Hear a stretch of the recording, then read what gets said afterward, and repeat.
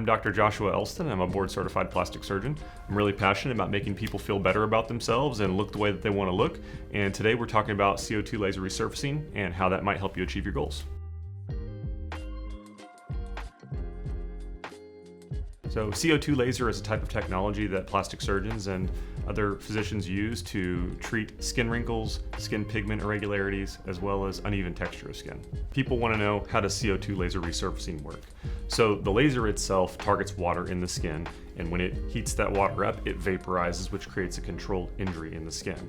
What that can do is it can give you a more even skin texture that stimulates new skin to grow. And then it can also reduce wrinkles by stimulating the growth of new collagen, which helps to bulk up the skin.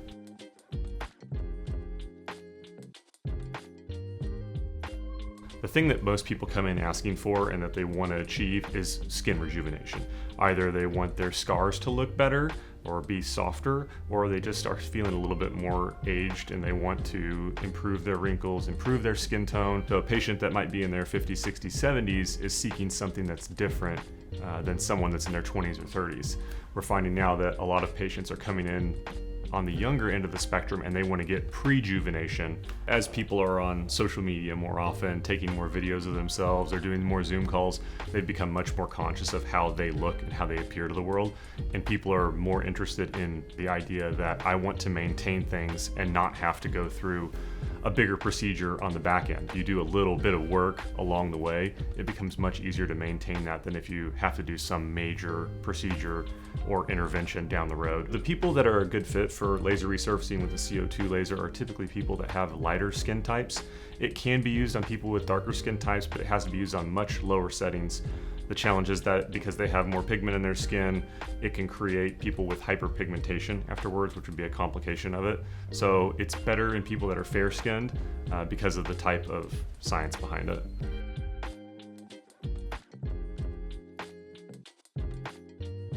People come in and they are wanting to see before and afters. It's very helpful to have some patients with similar skin types or similar concerns to show them.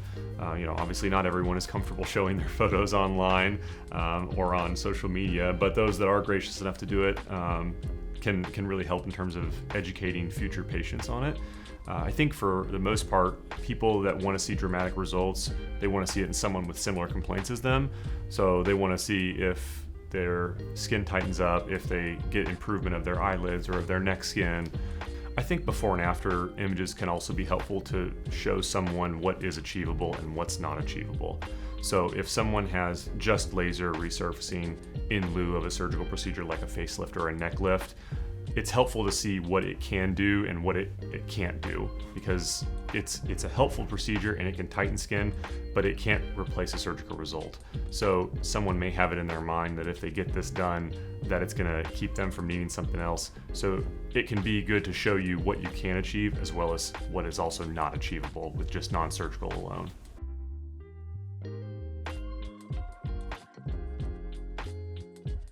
People want to know, how often should I get CO2 laser resurfacing done?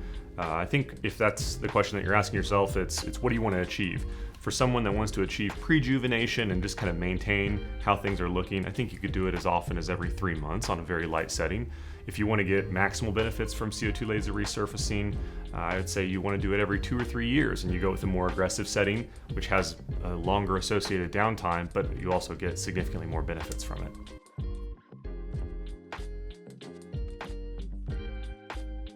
What does a typical CO2 laser resurfacing recovery look like? For a deeper setting, what people mostly associate with a CO2 laser resurfacing, it's going to be about 6 weeks of redness. The first week or two afterwards, you're going to have significant peeling, scaling, a lot of oozing from the skin. That's pretty normal, but it can be uncomfortable and your face feels kind of tight and hot. After that happens and you have new skin that grows, you'll be pink or red for the first 4 to 6 weeks, and you got to be very aggressive about staying out of the sunlight because you don't want to cause that redness to then turn into hyperpigmentation, which is darkening of the skin, which is typically the opposite effect of what people are trying to achieve with the procedure. After that, then it's a period of maintenance of 3 months where you're trying to keep sunscreen on to minimize the risk of problems. But at the 6 weeks point, you'll start to see improved wrinkle reduction. You'll start to have the redness fade, and you can start to see the new glow of your skin. The side effects that I'm concerned about and that patients are often concerned about with laser resurfacing, for me, the biggest concern is hyperpigmentation, and that's something that I'm trying to prevent in the 6 weeks to 3 months after the procedure. So hyperpigmentation is when the skin actually gets darker, and that's usually from exposure to the sun or not wearing enough sunscreen to protect your skin afterwards. For patients, I think that they're really worried about how long am I going to peel for, how long is my face going to be red, how long am I not going to be able to go out and be in society, go to dinner. For most people, that's a period of about 1 to 2 weeks, but you can be pink for up to 6 weeks. So other than that, some people that have had a history of cold sores before can get a cold sore if they don't pre-medicate with an antiviral, but as long as you're taking the medication as prescribed beforehand, it's pretty minimal risk. In terms of pain afterwards, you'll certainly feel uncomfortable for the first couple days. Your skin peels, it's red, it's hot, it's like a really, really bad sunburn that you peel from. That can be made better with ibuprofen and Tylenol.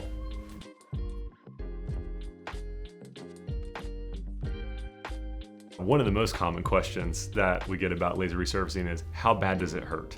Because people hear horror stories online, and it can be uncomfortable. It can be hot, it can be painful, it can feel like little needles and stuff, but it also depends on how deep you go. On the very lighter settings, all you need is a topical numbing cream, and you're good to go. If you want to do a deeper setting, sometimes then we need to do nerve blocks, and that means using numbing medicine like you'd get at the dentist's office, and we block the nerves, and we also use stuff on the skin to numb the top layer of the skin. That can be a little bit uncomfortable. You might need some pain medicine. You might need a little laughing gas to help you get through it. But the results are dramatic enough that the people that really want the procedure, they don't mind the discomfort that it takes the 30 minutes or so to get them through it.